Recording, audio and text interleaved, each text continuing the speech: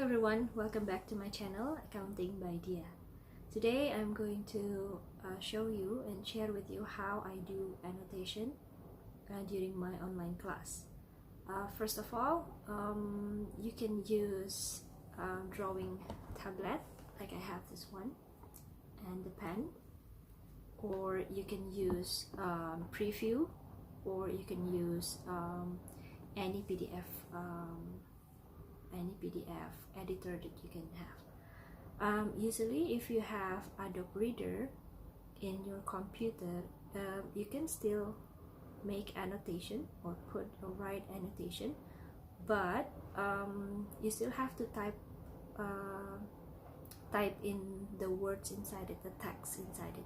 I will show you in my video, and let's start. So first of all, I go to Zoom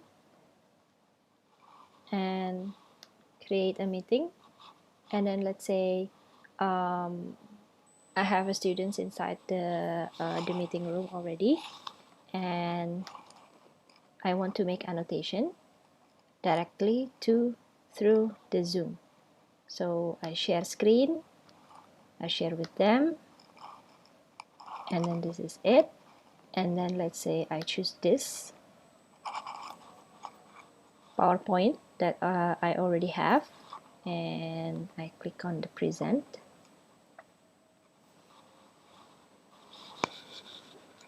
And you can click on annotate. Yeah, there's that annotate, and then you click annotate, and then you can go anywhere. You can move the table here, and then you can put down, let's say, understand this one, the use of a business documents as a source of information, and then let's say I'm gonna put Dia, something like that. Okay, so my comment of this annotation that can be done using Zoom is that once you change the slide, okay, when you go to the next slide, your annotation is still there. So it still exists there. So what you should do after you annotate, you have to erase. So erase or clear the annotation, clear all drawings, and then that's it. So you cannot go back. You cannot go back to the slides that you already annotate. Yeah, that's the disadvantage of using annotation with Zoom. But my suggestion is, rather than using PowerPoint, why don't you print out the PowerPoint as PDF, and then you can annotate through PDF. That way, whatever you wrote on that PDF are still there, and then if you move on to the next page of the PDF, it doesn't erase, so it's still there in the previous page. So you can go back and forth, and then you don't have to erase the annotation, just like you do the annotation using Zoom. So next, I'm gonna exit this, and then how can you annotate through PDF? So my suggestion, if you are using PDF, I love PDF so much because it is not, the size of the file is not too big, and it is easier for me to see it anywhere, with my phone, with my tablet, even with my Mac. So next one, if you don't have this application, you must install it first in the Google Chrome, and it is an extension. Actually, it is not a new software, but it is an extension through your Google Drive. How would you do that? So first of all, go to the drive of yours, and then you can choose any PDF file. Okay, so you can choose any PDF file. Let's say I have this PDF file, bank reconciliation PDF.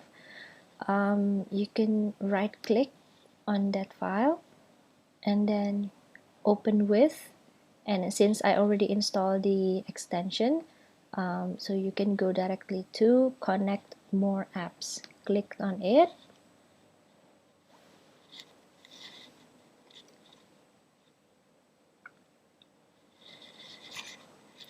and then search the apps.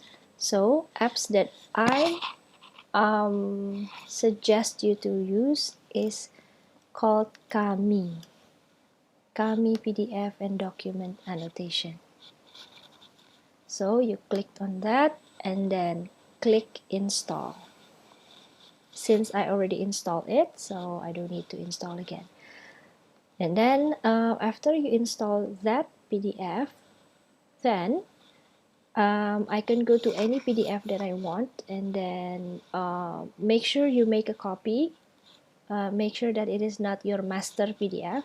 You have to make a copy first, so that after you wrote on it, and then if you save it, then the master is become the one that is edited. So make sure you have a copy. So but if you put that PDF in the Google Drive, sorry, in the Google Classroom, if you put the PDF file of your material, and then you store it you post it in the Google Classroom, it automatically will be copied to Google Classroom Drive, so it's safe. So if you have any material that you want to share with your students, you can just post that in the Google Classroom, so it has a copy automatically. So this is the example of the documents incomplete records, and this is it.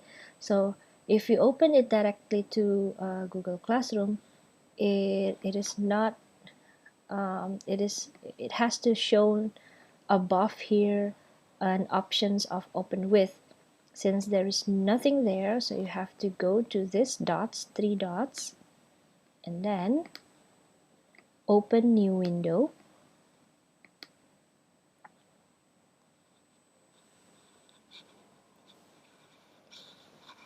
and then open with annotate with Kami.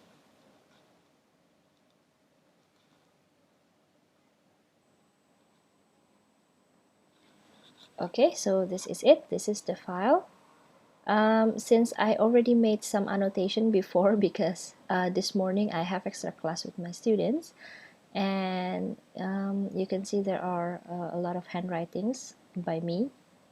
And if you want to add another one, so I'm using my drawing pad again, drawing tablet again, and let's say I want to draw something here, draw a T account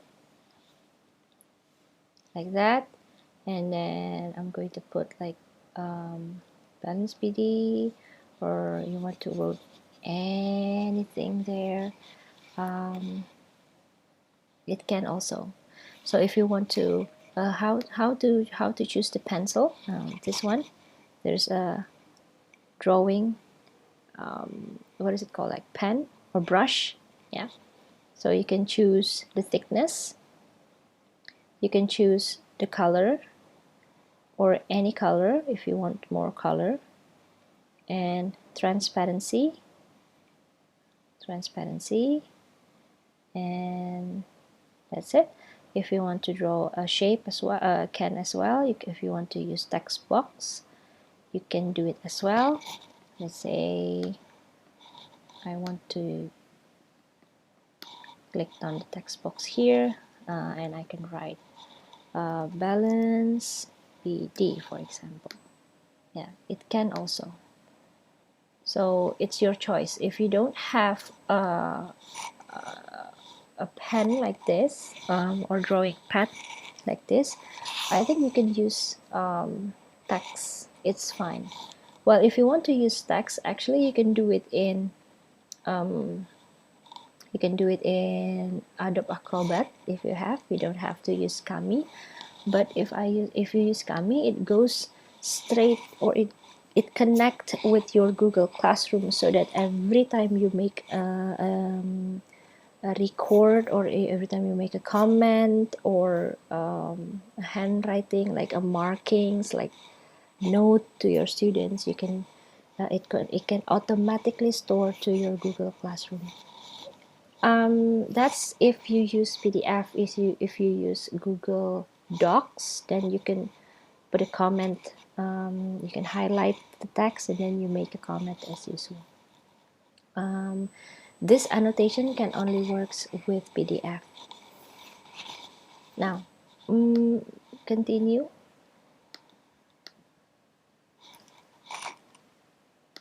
So I can erase as well if I want to erase it. Then I can erase like this. Erase, erase. And then next one, after you make annotation to your PDF, this is not automatically saved to Google Classroom yet, but it is saved through their clouds. So what you should do is go to the right top corner, and then you see disk, and then this one save. You click on save. If you can see here, there is 14 unsaved changes. So what should you do? You clicked on the save now. Save now. So if you click that save now, it store to the PDF. Now after you save,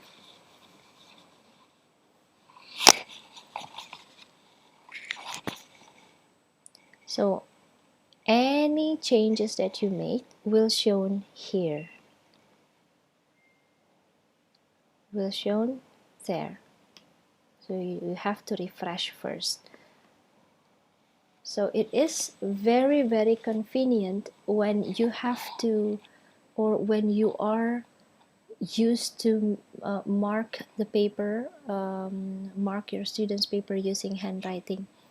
Because we know that this transition between manual or offline classroom to online classroom has difficulties. It brings difficulties to many teachers. So hopefully by doing this, it's easier to make correction. And you can click on this, and it will show there all the changes that we made. Now, what is the good part of doing that is when you are looking at your students' work. This is my students' work. I can just directly open with. So let me show you how. So I go to the assignment, and then I clicked on the turn in, and then I see students that has submitted their works with PDF. Actually, I am asking them to submit through PDF because I don't want them to submit through link or email or photos, especially photos. For goodness, if they send me an image, I will have maybe 20 pictures from one student, and then I have 15 students times 20 students. I will have like hundreds of pictures, so I don't want that. I asked them to make into PDF, and I will show you how to use PDF, how to use Adobe Scan to ask your students to scan their work and then upload to Google Classroom in my next video. So let's say I want to check on Adeline's work. So Adeline scan the questions and then separate them into 5 different files. Actually, other students are sending me in one whole complete file. Like for example, Brenda, all of those 5 questions she only sent me one file, so it's fine as well. I can work with both ways. And how can I mark the paper? So I'm gonna open Adeline, and I'm gonna open with, and I choose annotate with Kami. So with this pencil and with this drawing tablet, then I'm going to mark it.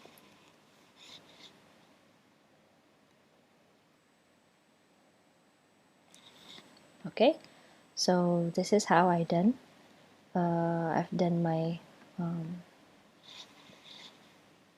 markings. And bank account, this is correct, this is correct, this is correct. And you can put notes. Let's say note is blah blah blah blah blah, then you can do that, and then you can save it just like what I did before. So after you save it, and then Adeline will see her paper has been marked.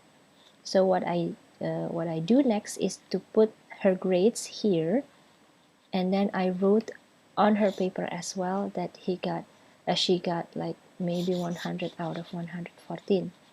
So that's how I've done my markings through Google Classroom and with this drawing tablet.